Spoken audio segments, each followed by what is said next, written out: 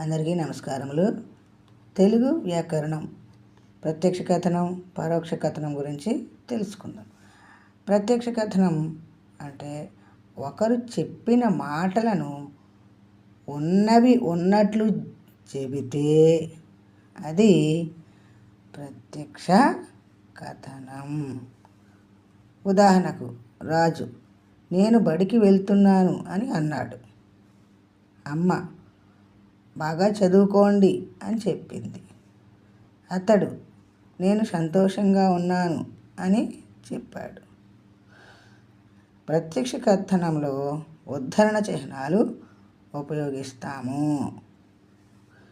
పరోక్ష కథనం ఒక వ్యక్తి చెప్పిన మాటలను మన మాటల్లో ఇతరులకు వివరించి చెప్పడాన్ని పరోక్ష కథనం అంటారు.